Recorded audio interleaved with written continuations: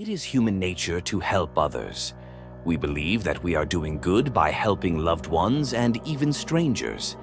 However, helping does not always bring positive results. Sometimes it can harm or weaken the person we are trying to help. Stoic philosophy offers profound reflections and lessons that can guide us on the path of conscious and helpful support. In this video, we'll look at 15 unexpected reasons why helping others can be harmful, and how Stoic wisdom can help us avoid making mistakes.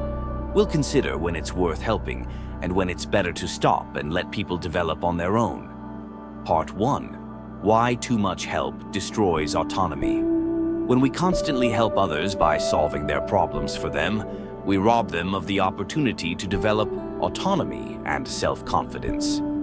The person begins to rely on outside help rather than their own resources. This can cause them to lose self-confidence and a sense of control over their lives. Imagine a child who doesn't know how to tie their shoelaces, and their parents do it for them every time to save time. As a result, the child never learns how to accomplish this task on his or her own. The same thing can happen in adult relationships. When you are constantly helping your co-worker with his responsibilities, he doesn't learn to do the tasks himself and can become dependent on your help.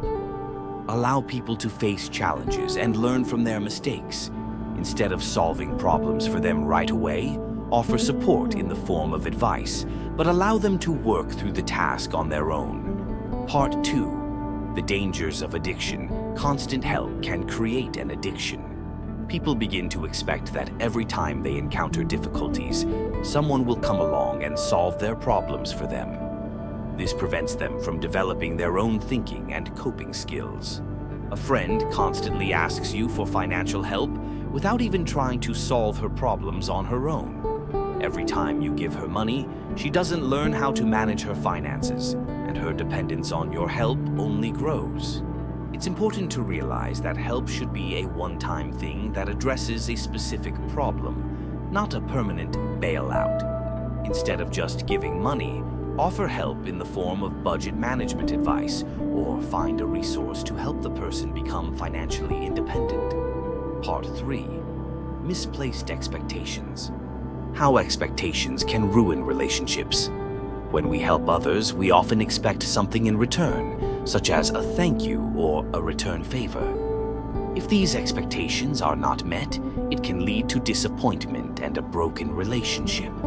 You help a friend move, expecting him to do you the same favor next time. However, when you need help, he refuses. This causes you to feel resentful, and the friendship is jeopardized. The Stoics taught us not to become attached to the results of our actions. Help others without expecting anything in return. If you decide to help, do it sincerely and unselfishly, without expecting gratitude. Part 4. Burnout from constant care.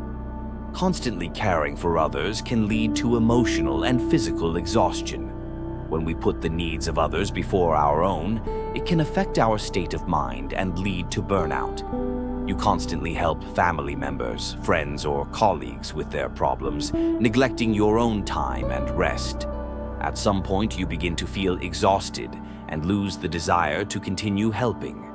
Set personal boundaries and take care of your well-being. The Stoics taught us to maintain peace of mind and control our emotions. Learn to say no when helping others begins to harm you. Part 5. Interfering with others' life. Lessons. Every difficulty a person faces is an important lesson that helps him grow. When we intervene and try to save someone from their problems, we deprive them of the opportunity to gain important experiences and learn to cope with problems on their own. Your friend is going through a difficult time at work, and you are eager to intervene and solve all his problems. However, as a result, he does not learn to cope with work conflicts and becomes even more dependent on your support. Let people face their problems. This doesn't mean you can't help, but give the person the opportunity to learn from their mistakes and learn the lessons they need. Part 6. Forgetting your own needs and goals. When we focus too much on helping others, we can forget about our own needs and goals. This can lead to dissatisfaction with life and a lack of progress in one's own development. You help colleagues with their projects, spending all your time on it, and as a result, you do not have time to advance your own tasks. This hinders your professional growth and causes you to feel dissatisfied. The Stoics taught us to maintain balance, help others, but don't forget about your goals. Find time for yourself and your needs so as not to lose control of your own life. Part 7. Impossibility to please everyone. Trying to help everyone can lead to feelings of exhaustion and frustration. We can't be helpful to everyone or please everyone, and this can be a source of stress. You constantly try to help all your friends and colleagues, but in the end, no one appreciates your efforts, and this makes you feel frustrated and resentful. Realize that it is impossible to please everyone. Stoic philosophy teaches us that it is important to be honest with ourselves and to help only when it is truly necessary and useful. Part 8. The role of control and boundaries in helping others. When we help without boundaries or control, it can cause people to take our help for granted. It is important to set clear boundaries and control your actions. Your friend constantly turns to you for help in small matters, and this begins to take up all your free time. You begin to feel irritated because your help is perceived as a duty. Set clear boundaries and learn to say no.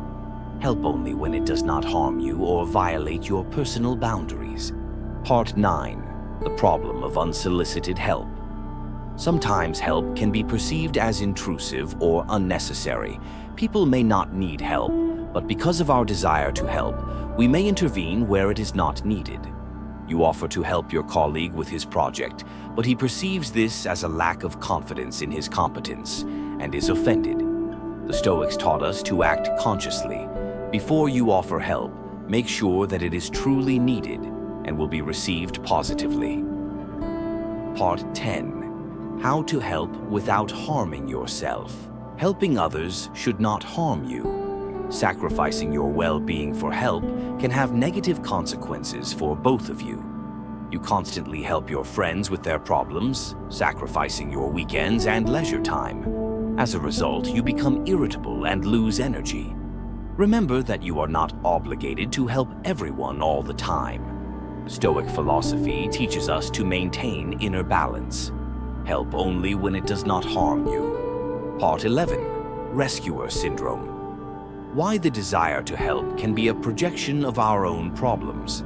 Sometimes our desire to help others comes not so much from altruism as from a desire to hide our own weaknesses or distract ourselves from our problems.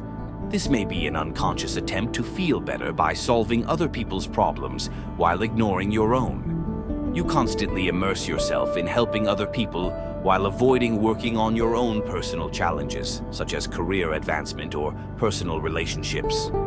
This creates the illusion that you are in control, when in reality you are avoiding your own challenges. Stoic philosophy teaches us to focus on what is within our power.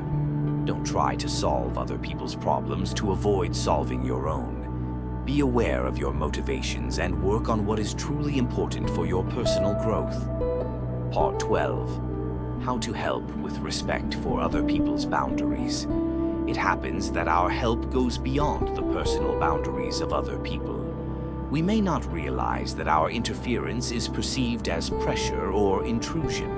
Each person is entitled to their own mistakes and experiences, and sometimes intervention can be perceived negatively. You try to help your friend by offering relationship advice, even though he is clearly not ready to discuss it or accept your help. As a result, your friend feels that you have violated his boundaries and moves away. The Stoics taught us to respect other people's choices. Before offering help, always ask permission and consider whether the person actually wants your support. Sometimes the best help is just being there and ready to listen. Part 13. Emotional dependency. While helping others, don't lose yourself. Helping others can sometimes be a way to meet our emotional needs. We begin to feel needed and significant only when we are asked for help. This creates a dependence on the approval of other people and can lead to a loss of one's own identity.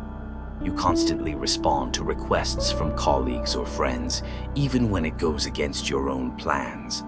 As a result, you begin to live according to other people's requests and not according to your personal goals, and you feel empty. Stoic philosophy helps us realize the importance of self-sufficiency and inner peace. Don't let other people's demands control your life. Develop self-confidence and learn to help only when it does not conflict with your own interests and needs. Part 14. The illusion of controlled help. Problem. Often when we help others, we begin to believe that we can control the situation and people's behavior.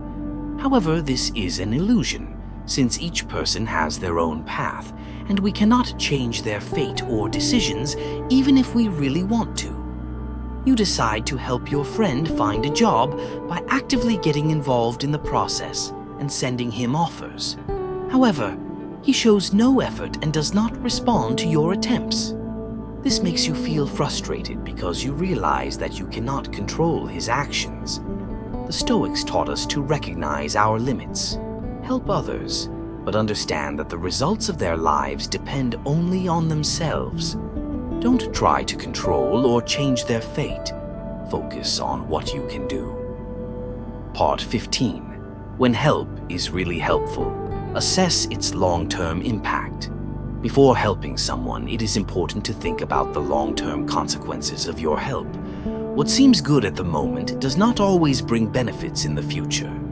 Sometimes short-term help can weaken a person in the long run. You help your friend solve his financial problem by borrowing money instead of suggesting ways to improve his financial literacy. As a result, he does not learn to control his expenses and again finds himself in a difficult situation. Help should be aimed at long-term results. Stoic wisdom tells us that real good is what helps a person become stronger and more independent in the future. Provide assistance in a way that encourages human development and growth rather than creating dependency. Conclusion: helping others is an important part of our lives, but it is important to be aware of when and how to give it. Stoic philosophy teaches us not only to be responsive, but also to act consciously, with an understanding of long-term consequences. Sometimes it is better to step aside and let the person deal with their problems on their own so that they become stronger.